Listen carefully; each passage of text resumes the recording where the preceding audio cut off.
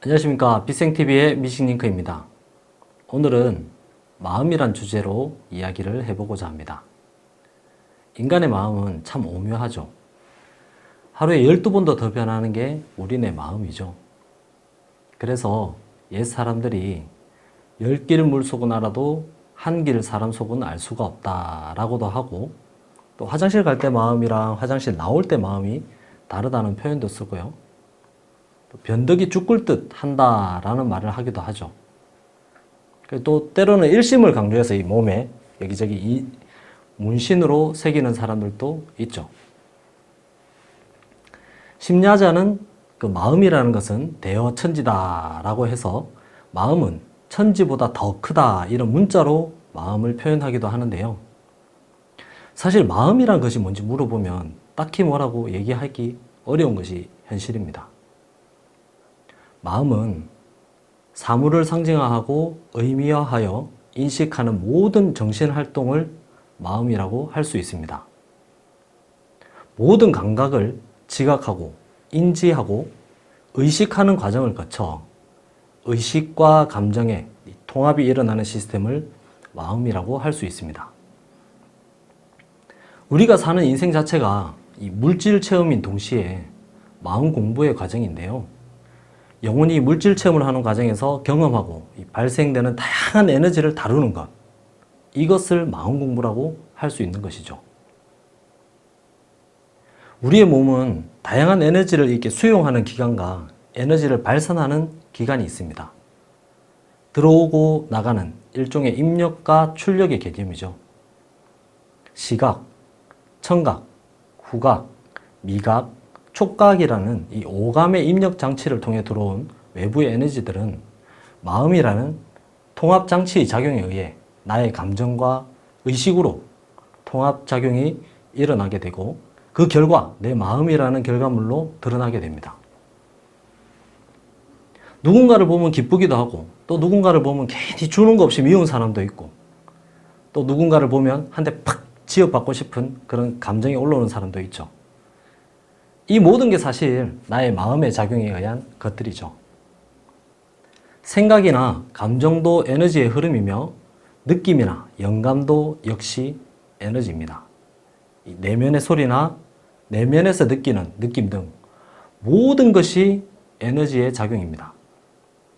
이런 에너지들의 통합작용이 바로 나의 마음으로 드러나는 것입니다. 제가 부친상을 당하고 마음이 참 무거웠던 때가 있었습니다. 돌아가신 아버지를 이렇게 보내드리고 집으로 돌아오는 차 안에서 이 슬픔에 잠긴 눈을 들어 창밖으로 보이는 세상을 무심히 이렇게 바라보다 보니까 세상은 그대로인데 우리 가족만 아버지를 잃은 슬픔에 이 세상 모든 짐을 다 짊어진 것 같은 그런 모습을 하고 있다는 것을 생각하게 된 거죠. 세상은 아버지의 생로병사와 무관하게 정말 잘 돌아가고 있었던 거죠. 단지 아버지와 이렇게 관계되어 있던 몇몇 분들의 그 마음이 아플 뿐이었던 거죠. 그거와 상관없이 세상은 너무나 잘 돌아가고 있었던 겁니다. 그때 저는 결국 내 주변에 일어나는 이 상황을 내가 어떻게 받아들이는가, 이 내 마음에 따라서 또 어떻게 바라볼 건가 하는 내 의식에 따라서 지금 나에게 일어나는 상황이 전혀 다르게 해석될 수 있다는 것을 생각을 했죠. 그때는 딱 그 정도로 생각을 했는데 빛의 생명나무에 와서 보니까 이 보이지 않는 세계를 공부하고 나서 좀 더 깊게 이런 것들이 폭넓게 이해가 되고 해석이 되었습니다. 그럼 마음이란 것은 어디에 있을까요? 뇌에 있나요? 아니면 심장에 있나요? 마음은 물질로 이루어진 게 아닙니다. 그래서 우리가 눈으로 볼 수 있는 어딘가에 있다라고 할 수가 없는 것입니다. 하지만 어린아이에게 마음이 어디 있냐 라고 물어보면 이 가슴을 가리키며 마음이 여기 있지 어디 있어요? 라고 이야기하죠. 마음이 이 가슴 언저리 여기 어디쯤에 있다는 것 좀 우리 모두는 직감적으로 다 알고 있다는 거죠. 마음은 이 차원과 차원 사이의 공간에 존재합니다. 공간 속의 공간에 눈에 보이지 않는 형태로 무형의 형태로 이 심장과 이 심장의 내벽이 있어요. 그리고 그 심장 뒤에 이 계란 하나 정도가 들어갈 만한 공간이 있는데 그 공간에 차원강 공간에 존재하고 있습니다. 보이지 않는 세계를 보는 인자들 중에 하늘이 볼 수 있도록 허락해 준 사람들은 이 마음이 어디에 있는지 보실 수 있을 것입니다.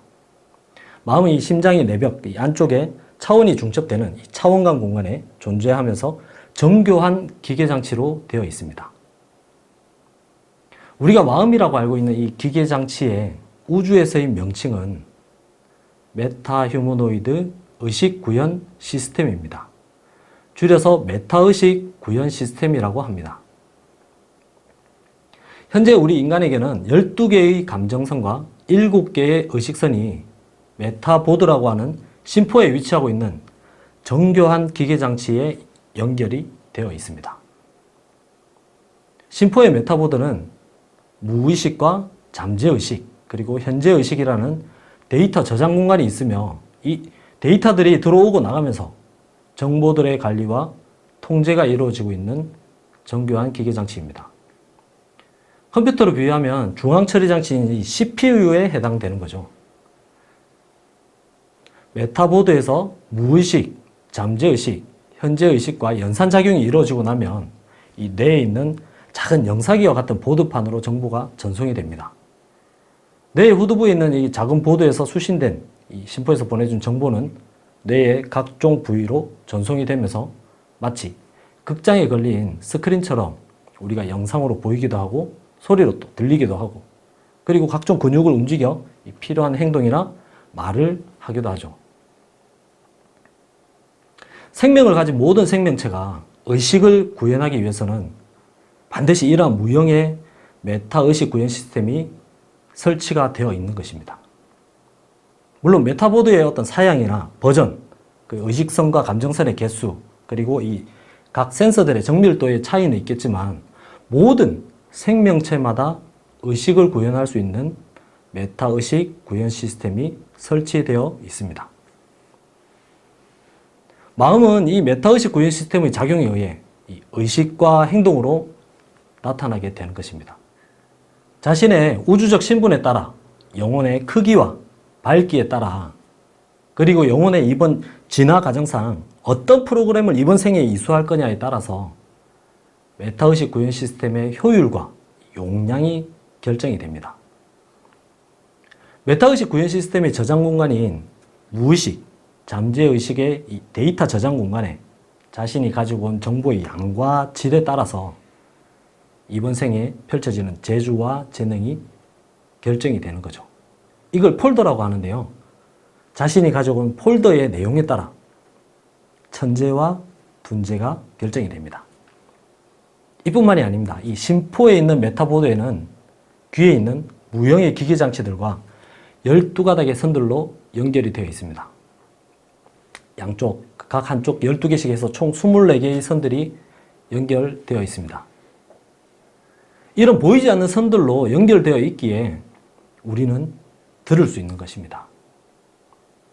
듣는다는 것은 단순히 가청 영역대의 소리만을 듣는 것이 아니죠. 마음으로 들을 수 있는 소리들은 이 보이지 않는 무형의 기계장치들을 통해서 들을 수 있는 것입니다.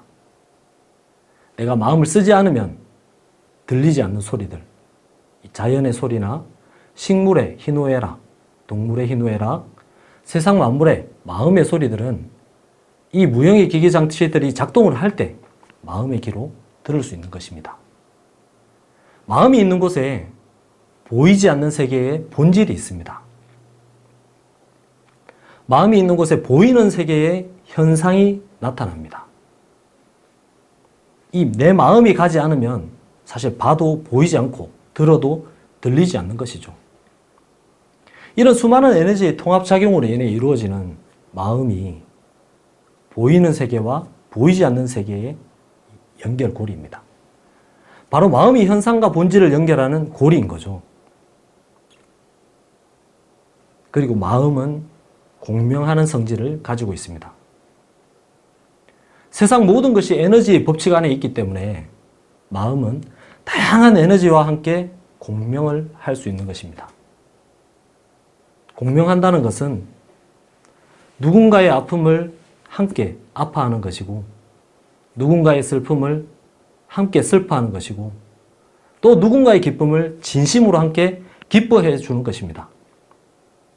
이렇게 마음과 마음이 공명할 때 우리는 타인과 함께하며 마음을 함께 나눌 수 있는 것이죠. 하나가 되는 거죠. 슬픔을 나누면 반이 되고 기쁨을 나누면 배가 된다고도 하잖아요. 이 자연의 소리를 듣고 바람에 실려온 생명의 소리를 듣고 그 생명의 소리가 전하는 자연의 전체 의식의 메시지를 듣는다는 것은 우리들 마음에 전해지는 에너지와 공명이 될 때 이루어질 수 있는 것입니다. 하지만 이 마음의 문을 닫고 수시로 올라오는 부정적인 에너지에 갇혀 있을 때는 사실 남의 얘기가 전혀 들어오지 않죠. 외부에서의 에너지가 전혀 들어오지 않는 거죠. 저기 태양빛이 아무리 밝아도 이 엎어진 동이 밑은 비추지 못한다라는 말이 있습니다. 외부와 자신을 단절시키는 이런 에너지 속에 오래 있게 되면 너무나 작아지고 옹졸해진 자신을 보게 될 것입니다. 모든 사람들의 시선이 부담스러워 결국 누구도 만나지 않는 세상으로, 일명 방콕이라고 하죠. 그 세상으로 자신을 데려가고 있는 또 다른 자신을 보게 된다는 말이죠.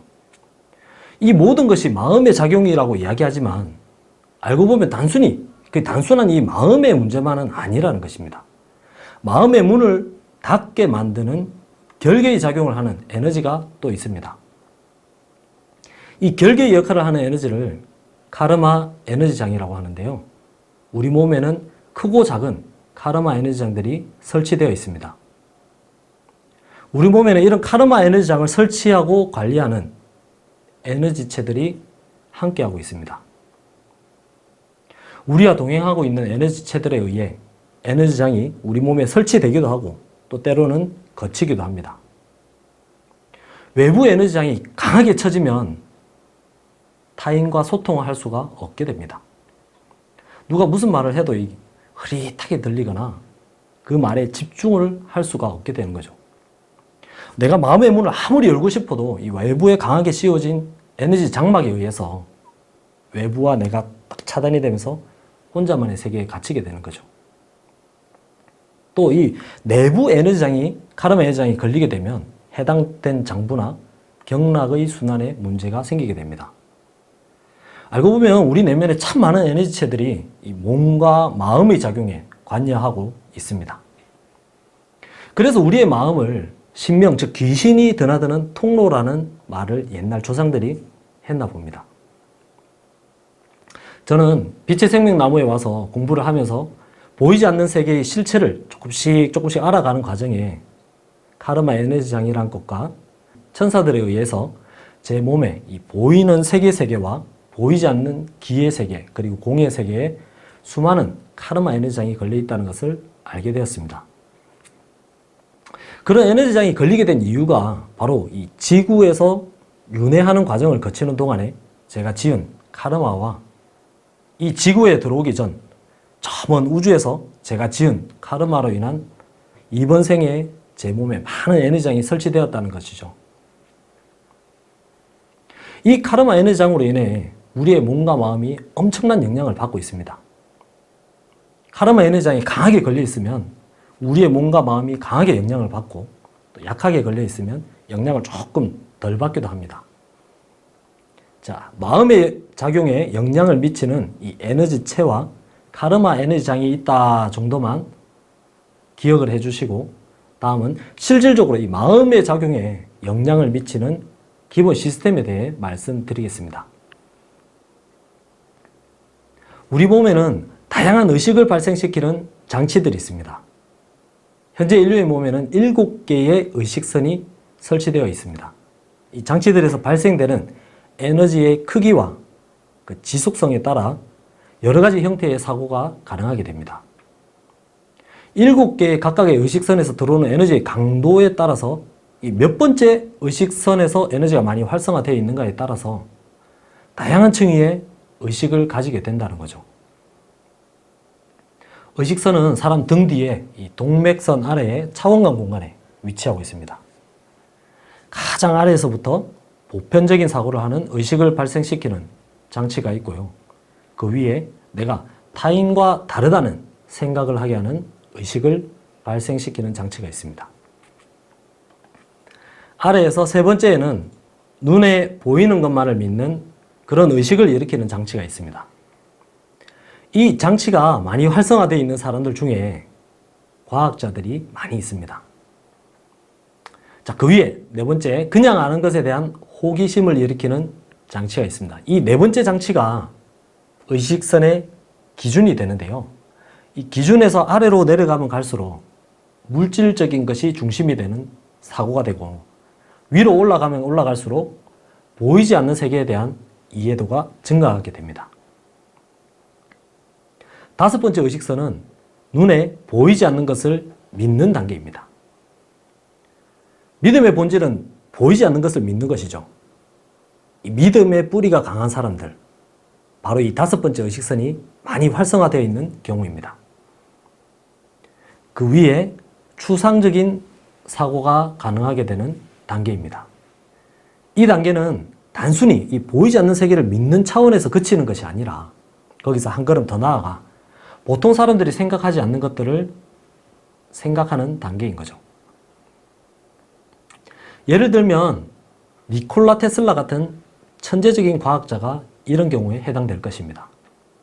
그는 생각으로 모든 것을 구상하고 이 생각 속에서 시뮬레이션을 돌려가지고 그 생각 속에서 실험이 딱 끝나면 바로 장치를 만들었다고 합니다. 그 완성된 장치에 전기를 넣고 구동을 시켜보면 자신의 생각 속에서 시뮬레이션 했던 결과 그대로 잘 작동이 됐다고 합니다.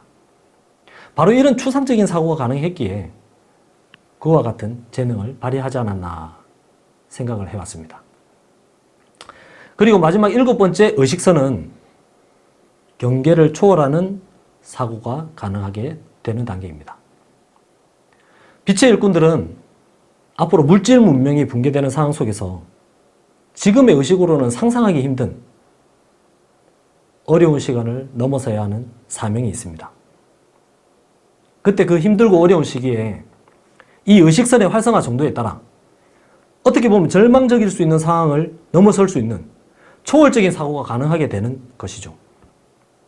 흔히 깨달음을 얻었다고 이야기하는 사람들의 의식은 일반 사람들의 상상을 초월하죠. 바로 벽을 뛰어넘는 이 경계를 초월하는 사고가 가능하도록 하는 에너지를 공급해주는 장치입니다. 지금 소개해드린 7개의 의식선과 함께 우리 몸에는 12개의 감정 에너지를 일으키는 무형의 기기장치들이 있습니다.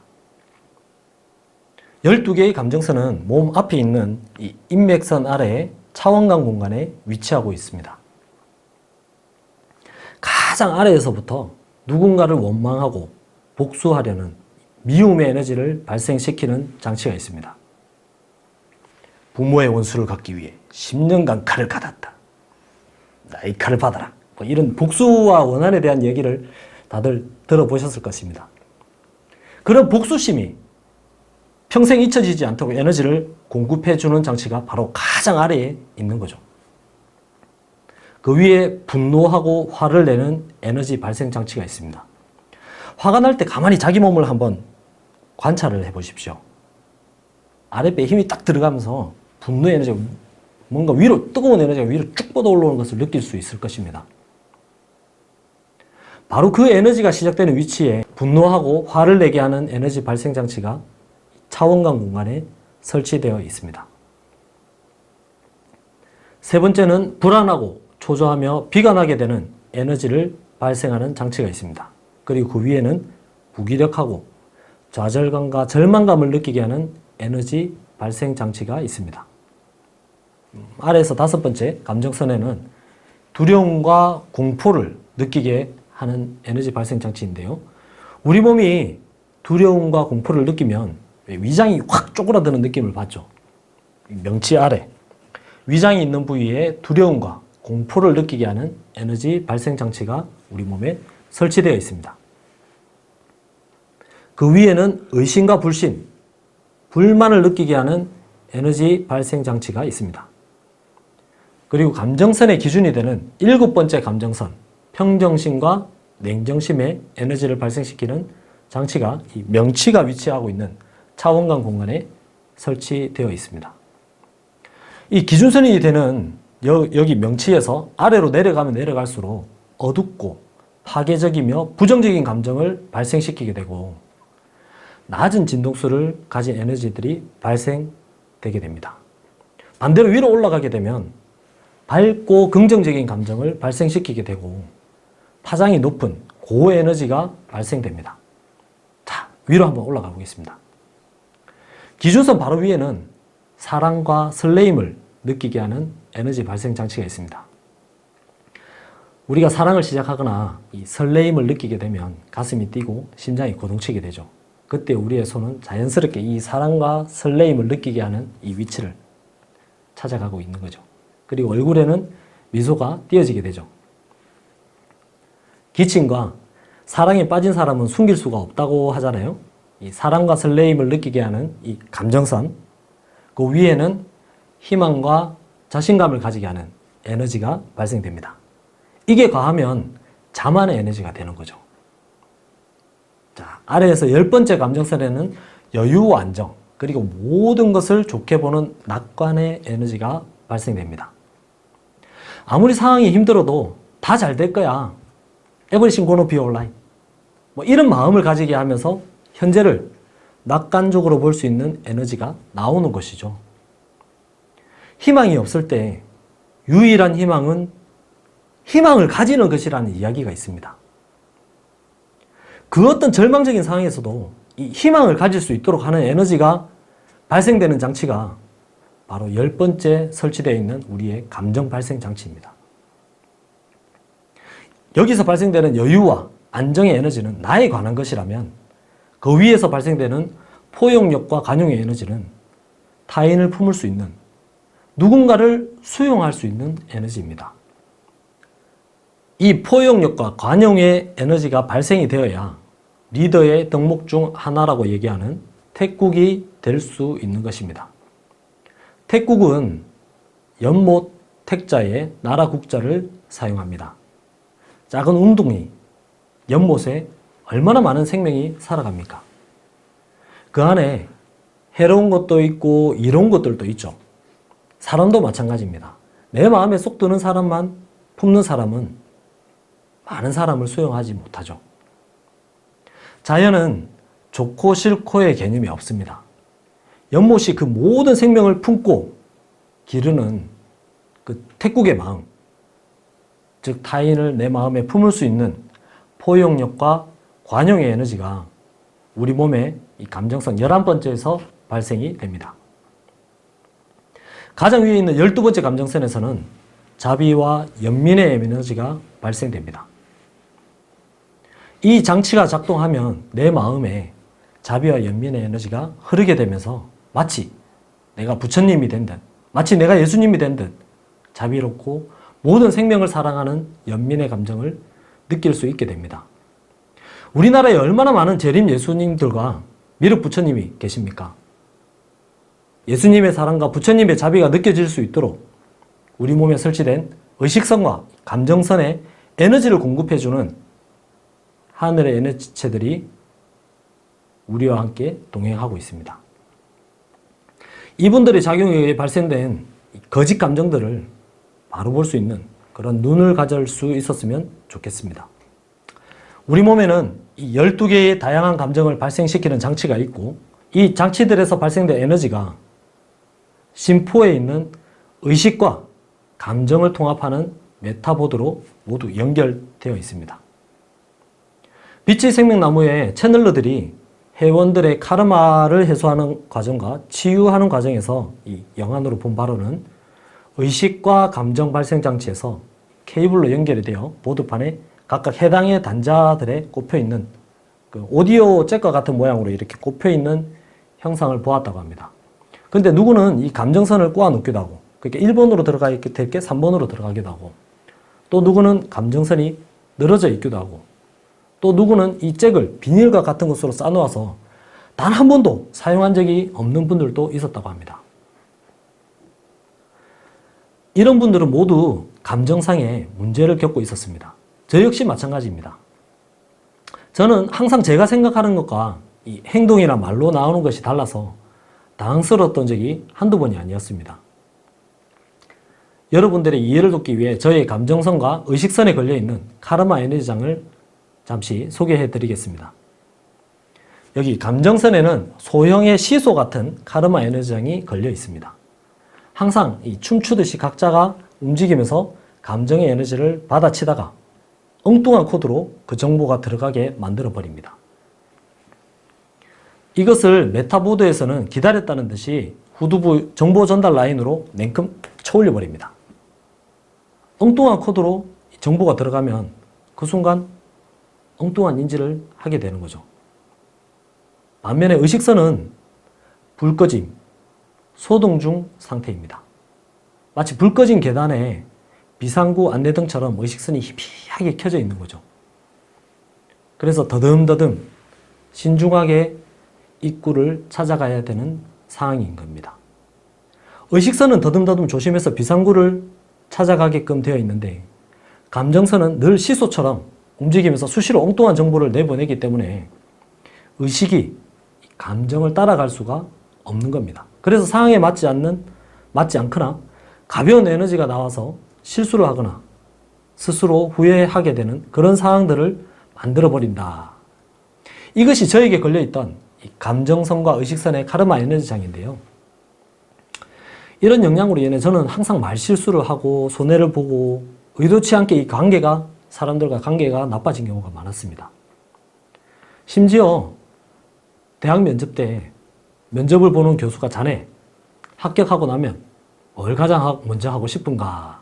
라고 묻는 질문에 저도 모르게 한 며칠 푹 잤으면 좋겠습니다. 라는 이야기가 툭 튀어나온 겁니다. 사실 면접 보기 전에 며칠 좀 잠을 설쳐서 좀 피곤하기는 했는데 그런 이야기가 제 입에서 튀어나올 줄은 저도 몰랐던 거죠. 덕분에 보기 좋게 면접에서 탁 떨어졌죠. 이런 예가 한두 번이 아닙니다. 그래서 평생을 살면서 좀 더 진중해져야지, 말을 하기 전에는 생각을 해보고 해야지 하는 이런 마음을 수시로 먹어보지만 순간 이 감정이 딱 동하게 되면 나도 모르게 이 가벼운 행동과 가벼운 말들로 상황에 맞지 않게 처신하는 저를 보면서 얼마나 많은 후회와 자책을 했는지 모릅니다. 정말 고치고 싶었는데 평생 고치지 못했던 것들이죠. 그러던 제가 빛의 생명나무를 만나고 마음의 실체에 대해서 공부를 하고 보이지 않는 세계의 원리를 공부하면서 또 전생에 지은 카르마를 해소하는 과정을 통해 제 평생에 고쳐지지 않던 이런 들뜨는 성격이 개선되는 것을 보면서 정말 이게 내가 보는 눈에 보이는 하늘 위에 보이지 않는 하늘이 존재하고 있으며 그 하늘이 우리와 늘 함께 해오고 있다는 것을 느낄 수 있었습니다. 이렇게 우리 몸에는 감정과 의식을 발생시키는 다양한 장치들이 있습니다. 이 장치들에서 발생된 에너지를 받아들이는 통합보드가 있고 이 통합보드에서 연산작용을 거쳐 무의식과 잠재의식 그리고 현재의식과의 연동작용을 통해 뇌로 전해진 정보가 구현되는 이 전체 과정을 메타의식 구현 시스템이라고 합니다. 이것이 바로 우리가 말하는 마음의 실체였습니다. 이런 마음의 구조를 모르던 제가 마음을 고쳐보겠다고 그 얼마나 수행에 매달렸으며 주문과 기도를 했는지 모릅니다. 저와 같은 분들 많으시죠? 그리고 우리의 몸에는 많은 에너지체분들, 즉 천사님들이 들어와 함께하고 있다는 말씀을 드렸습니다. 이런 얘기를 하면 덜컹 겁부터 나시는 분들도 계시죠. 그럼 내가 귀신하고 함께 있나? 함께 하고 있나? 하고 말이죠. 하지만 두려워하지 마십시오. 두렵다는 것은 모르기 때문에 생기는 감정입니다. 우리와 함께하는 에너지체들이 어떤 존재인지, 우리 몸에서 어떤 역할을 하는지 알게 되면 그 두려움이 사라질 테니까요. 이분들은 천상정부 소속 기능직 공무원들입니다. 인간의 몸에 천사들이 들어와 있지 않은 사람은 지구상에 단 한 사람도 없습니다. 지구 행성에 살고 있는 모든 인간의 몸에는 하늘의 에너지체인 천사들이 들어와서 자신들에게 주어진 임무와 역할을 수행하고 있습니다. 그 천사들이 맡은 역할에 따라 빛의 천사들과 어둠의 천사들로 구분할 수 있습니다. 빛의 천사들은 다음과 같은 역할과 임무를 우리 몸에서 수행하고 있습니다. 첫 번째, 긍정적이고 밝은 생각을 할 수 있도록 인간의 감정선과 의식선에 빛을 공급하고 있습니다. 그리고 심리적 안정과 정신적인 안정을 주는 역할을 하고 있습니다. 다양한 갈등의 상황에서 또는 혼란한 상황에서 부정적인 에너지를 정화하는 역할이 있습니다. 빛의 천사들은 인간의 창의적 사고나 영감, 직관력 등이 구현될 수 있도록 도와주기도 합니다. 우리가 낯선 곳에 여행을 가면 여행 가이드를 통해서 안내를 받죠. 인생이라는 한 번도 가보지 않은 길을 가는 동안에 가이드 천사 역할을 해주고 있습니다. 내가 세상에 오기 전에 하늘에서 계획한 대로 인생의 행도가 잘 나아갈 수 있도록 나를 안내하는 역할을 해주고 계신 것이죠. 그리고 빛의 천사님들이 큐피트 화살을 담당하고 있습니다. 내가 누군가를 봤을 때 이 첫눈에 반하게 되거나 사랑에 빠지게 되는 큐피트의 화살을 빛의 천사님들이 쏘아줍니다. 뿐만 아니라 어둠의 천사들이 내뿜는 이 어둠의 에너지를 흡수하여 빛과 어둠의 에너지의 균형을 맞추는 역할을 합니다. 또 극단적인 생각이나 극단적인 행동을 하지 못하도록 에너지의 균형을 잡아주는 역할도 하고 있습니다. 예를 한번 들어보겠습니다. 제가 사살을 하러 옥상에 올라갔는데 밑을 딱 내려다보는 순간에 에이 다음에 죽지 또는 내가 왜 이딴 걸로 죽어? 안 죽을래? 하고 내려오게 하는 마음, 그런 마음이 들게 하는 작용이 바로 빛의 천사님들이 우리 마음에 작용한 결과인 거죠. 이와 반대편에서 작용하는 어둠의 천사들의 역할과 임무는 다음과 같습니다. 인간의 부정적인 생각이나 두려움, 공포와 같은 어둠의 에너지들이 우리 몸에서 발생을 할 때 과하게 발생되는 그 에너지의 일부를 흡수하여 정화시켜주는 역할이 있습니다. 어둠의 에너지는 어둠의 천사님들이 흡수하여 주는 거죠. 빛의 천사님들이 어둠의 에너지를 흡수하거나 정화하려면 훨씬 많은 에너지가 들어가도 그 어둠의 천사님들보다 그 효율이 떨어지기 때문입니다. 내가 타인에게 화를 내거나 분노의 에너지가 나올 때 그 에너지의 일부를 흡수하여 심신을 안정시키는 역할이 있습니다. 어둠의 천사들은 이런 긍정적인 면이 있는 반면에 부정적인 생각을 떠올려주거나 두려움과 공포를 느낄 수 있도록 인간의 감정선과 의식선에 어둠의 에너지를 공급하는 역할이 있습니다. 부정적인 생각이나 부정적인 느낌, 삐딱한 생각 등을 증폭시키는 역할을 하고 있습니다. 우리 주변에 이런 사람 꼭 한두 명씩 있죠. 안 할 건데, 싫은데, 다른 사람과 있을 때는 괜찮은데 나하고만 있으면 삐딱해지는 사람. 저도 갑자기 떠오르는 사람이 한 명 있네요. 어둠의 천사들은 이 빛의 천사들이 내보내는 빛이 과도하지 않도록 이 빛의 반대편에서 빛과 어둠의 에너지의 균형을 잡아주는 역할을 하고 있습니다. 우리 몸에 들어와 있는 이 빛과 어둠의 천사들은 각종 변수로부터 에너지적으로 우리 인간을 보호하는 역할을 하고 있습니다. 그리고 천상정부의 명을 받아서 하늘이 그때 진행하는 프로그램을 집행하는 역할을 하고 있습니다. 하늘의 공무원이기 때문에 하늘에서 명령이 떨어지면 그때 명을 수행하는 것이죠. 빛과 어둠의 천사들은 언제든지 이 역할이 서로 바뀔 수 있습니다. 빛이 어둠이 되기도 하고 어둠이 빛이 되기도 하는 거죠. 우주적 신분이 높은 사람에게는 높은 차원의 천사들이 배치되며 한 사람에게 최대 12분의 에너지체들이 활동할 수 있습니다. 우주적 신분이 낮은 영혼에게도 최소 4명에서 6명은 꼭 배치되어 있습니다. 이 에너지체들이 배속되어서 땅과 하늘의 연락책을 막고 있는 것이죠. 인간에게 배치된 에너지체들은 인간을 보이지 않는 세계에서 에너지적으로 보호하고 우리 모두에게 일어날 수 있도록 준비하고 실행하는 그런 역할이 있습니다. 만약에 이런 이야기를 조선 말에 사람들에게 전하고자 했다면 어찌 전했을까요? 아마 이런 식으로 전하지 않았을까 제가 한번 생각을 해봤습니다. 사람이 죽고 사는 것도 모두 신명의 조화로 되는 것이다.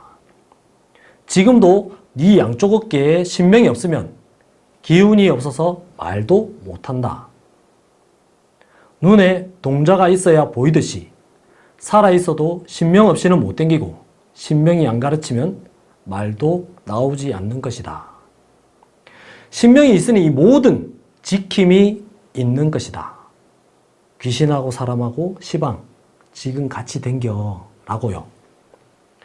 지금처럼 동서양의 교류가 활발한 시대도 아니고 핸드폰 하나로 전 세계 사람들과 소통할 수 있는 시대도 아니다 보니까 무슨 메타의식 구현 시스템이니 빛의 천사니 어둠의 천사니 7차원 천상 정부니 9차원 천상 정부 이런 표현을 사용했다면 과연 알아듣는 사람이 몇 명이나 있었을까요? 없었겠죠. 그래서 100년 전에는 저런 표현을 사용해서 이야기할 수밖에 없었겠지만 지금은 이 단어가 조금 생소해서 그렇지 이야기를 조금만 들어보시면 우리들의 경험치 안에서 충분히 이해하실 수 있는 말들이라고 생각이 됩니다. 그만큼 물질 문명이 발달하면서 동시에 이 보이지 않는 세계를 이해할 수 있는 우리 의식의 폭이 넓어진 거죠. 인간의 의식을 구현하는 메타의식 구현 시스템의 작용과 하늘의 기능직 공무원이 함께하면서 펼쳐가는 것이 우리의 삶입니다. 내 삶의 연속선상에서 펼쳐진 수많은 선택의 순간에 나의 마음을 움직이게 했던 분들이 바로 나의 상이자 더 나아 본령이 있으며 내 몸에 함께하고 있는 수많은 에너지체분들이 나의 메타의식 구현 시스템에 에너지적으로 작용한 결과물이 내 마음으로 드러났으며 나의 선택이 되었던 것입니다. 물론 절대로 내가 눈치채지 못하게 나의 의지로 선택한 것처럼 만들긴 했지만 말이죠. 그럼 왜 그렇게 했느냐? 바로 태어나기 전에 하늘에서 계획한 대로 나의 삶이 인생이라는 경로에서 크게 벗어나지 않도록 이 길이 어긋나지 않도록 나의 모든 것을 예의주시하면서 하늘이 나와 함께 걸어오고 있었던 것입니다. 우리의 몸에는 공기세계 층위에 수많은 무형의 기기장치가 설치되어 있습니다. 생명활동과 의식작용이 가능하도록 하는 이 무형의 기기장치들을 관리해주고 수리해주는 천사님들이 보이지 않는 공의 세계에서 우리와 함께 하고 있습니다. 그분들의 이 손길이 없다면 그 손길이 없이 내가 살아있다는 생각 자체가 어찌 보면 하늘을 잃어버리고 이 보이는 세계만이 전부인 줄 알고 살고 있는 우리들 입장에서는 당연한 일이라고 생각할 수도 있습니다. 하지만 앞으로의 세상은 에너지체들인 천사님들과 함께하는 세상이 펼쳐집니다. 물론 지금도 함께 해왔지만 그 거리가 더 가까워진다는 거죠. 이 에너지체를 신명이라는 표현으로 바꾸면 이해가 더 쉬울지도 모르겠습니다. 그래서 100여 년 전에 앞으로 오는 세상은 만사지 문화가 펼쳐진다. 지심대도술의 세상이 온다라고 했던 거죠. 서로가 서로의 마음을 알 수 있는 그런 세상이기에 누구를 속일 수도 없고 또 누구를 속이려 하면 바로 주변에 있는 사람들이 알 수 있는 그런 세상이 펼쳐진다고 했습니다. 그렇습니다. 우리 개개인의 의식을 구현하는 마음의 실체가 메타의식 구현 시스템이라고 했죠. 이 메타의식 구현 시스템은 7차원 천상정부에서 관리하고 있습니다. 그보다 상위 차원의 하늘인 9차원 천상정부에서는 이 개개인의 메타의식 구현 시스템이 하나의 시스템으로 연결되어 있는 원나노 시스템이 있습니다. 이 모나노 시스템에 의해 동시대에 살고 있는 모든 사람들의 메타의식 구현 시스템이 유기적으로 연결되는 사회관계망을 구성하고 있는 것이죠. 이 모나노 시스템에 입력되어 있는 정보에 의해 내가 누구를 만나고 또 헤어지고 누구를 사랑하게 되기도 하고 또는 누군가를 미워하게 되는 등 다양한 인간관계를 구성할 수 있게 되는 것입니다. 만약 하늘에 이런 시스템들의 접속 권한이 있어서 나와 관련된 이 모나노 시스템이라든지 메타의식 구현 시스템이 어떻게 작동되고 있는지 그 실체를 알고 있는 분이 있다면 그분 앞에서 거짓을 말하고 뭔가를 속인다는 것이 의미가 있을까요? 과연 속아지기는 할까요? 우리의 몸짓 하나, 말 한마디에는 나와 여러분의 의식을 구현하는 데 필요한 우주의 거대한 에너지가 함께 작동하고 있는 것입니다. 해안이 있는 사람에게는 그 모든 것이 그냥 알아지는 것이죠. 우리가 이 포카페이스를 한다는 게 의미가 없습니다.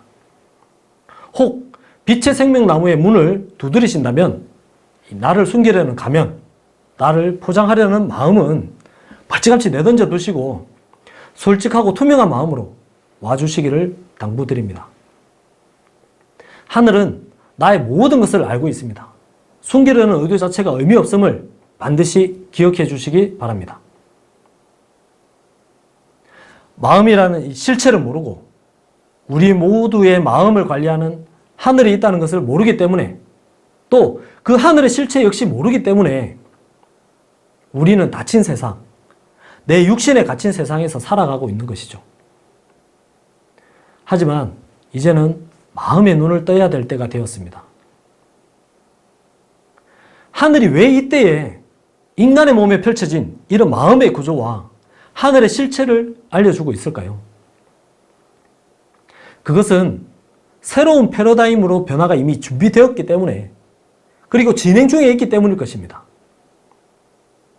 망하는 세간살이는 아낌없이 버리고 새 배포를 꾸미라. 만일 아껴서 놓지 않고 붙들고 있으면 그 몸까지 따라서 망한다는 이야기가 있습니다. 인간을 창조한 하늘이 지상에 내려와 새로운 하늘을 펼치고 있습니다. 보이지 않던 하늘이 보이는 하늘로 드러나려고 하고 있습니다. 그 과정에 빛의 생명나무가 함께하고 있습니다. 그래서 빛의 생명나무를 통해 하늘의 섭리와 하늘이 일하는 방식이 전해졌으며 인간 창조의 비밀과 함께 이 마음의 작용에 대한 이야기들이 이렇게 전해지고 있는 것입니다. 하늘은 완전한 통제가 되지 않으면 움직이지 않습니다. 그럼 반대로 하늘이 움직였다는 것은 완전한 통제가 시작되었다는 이야기입니다.